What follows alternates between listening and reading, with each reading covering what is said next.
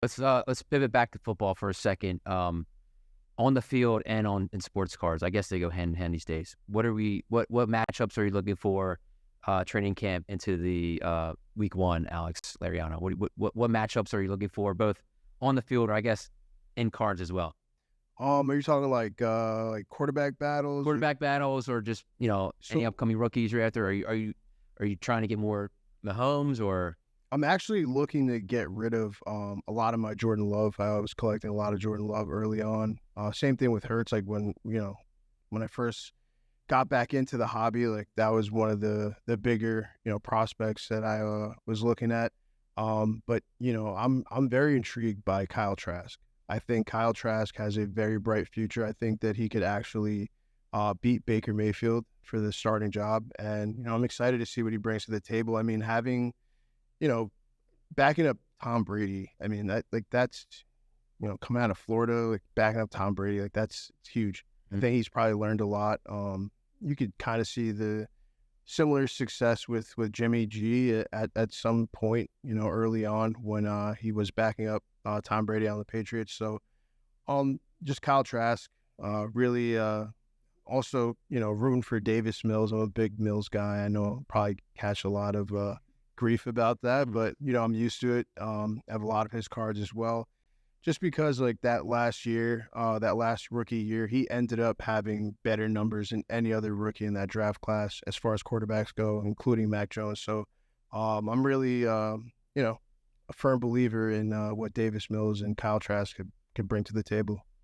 Delco, what do you think of some of these upcoming season for the NFL? I mean, I don't really have any like football analysis take on it specifically, but I think it's kind of interesting how the hobby kind of, and I talked about this when I was on last time, gravitates towards that unknown, limitless potential, but limitless, bottom to play.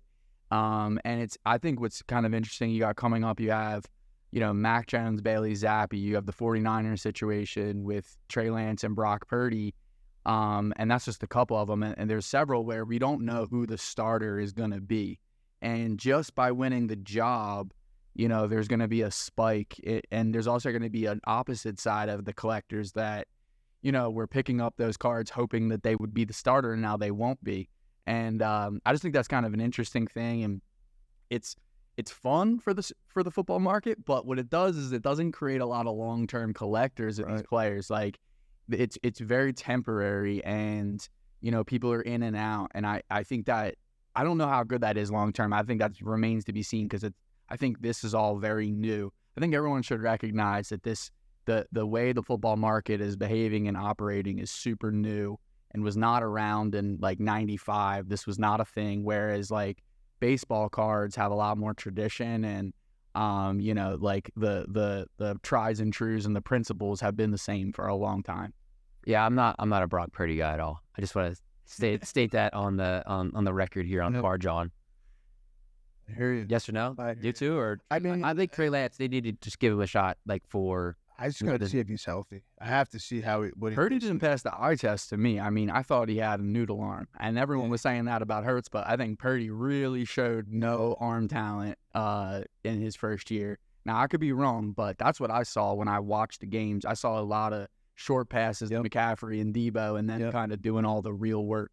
Kittle, like real quick, just like dump offs. And again, he's got time to develop, but he did suffer a pretty major injury against our Eagles. So what about Rodgers? I mean, that's a guy that like he's got the MVPs, he's got a Super Bowl. I mean, he's going to a new team now with a young defense and young offensive core. Like, if he does well, I do think that the hobby could come back around on him. What do you think, Lariana? Personally, my dad's a Packers fan, so I grew up watching obviously the Eagles because I'm a big Eagles guy, and my dad always mentioned like Bart Starr, Brett Favre, and he always said, watch out for this kid Aaron Rodgers. And we watched him at Cal, like we watched him when he got drafted and became Brett Favre's backup, and my dad was like really adamant about having him start, and then when he got his chance, he really made an impact. So I'm not the biggest Rodgers guy, but I do have a I guess I have a firm. I don't know. I believe in Anne Marie. Yeah, I believe in him. I've been actually with a family friend. I took the over for Jets wins this year. I think it's like 9.5. I mean, it's a tough division. Don't get me wrong. Bills are stacked. Their schedule doesn't look too tough though. The first five, I forget. First 5 games are pretty tough. I think the first Bills, Cowboys, like it's pretty rough. That's a good point, Dave, because I wanted to bring that up because last year, Jalen Hurts saw this huge meteoric rise in price all throughout the summer, and then he put it on the field too, right? And when he was 6-0, that was a huge inflection point in the hobby where his cards were really like the cards to buy, the hottest, and sometimes the most expensive for a particular parallel among like Burrow and Herbert. It started to get closer, right? And I think like how you start the season really matters in football, and like you got to go on a win streak. So looking at that early season schedule of like who can go on a run, I'm trying to remember. A lot of people were looking at like, oh, week 1 Ritter plays the Falcons, so like he's gonna be 1-0, or maybe it's Hal. But anyway, like people were just always kind of doing that. I think it's like an interesting thought of how you can do a little bit of research and try to predict like who that September, October, kind of player that will translate from the summer.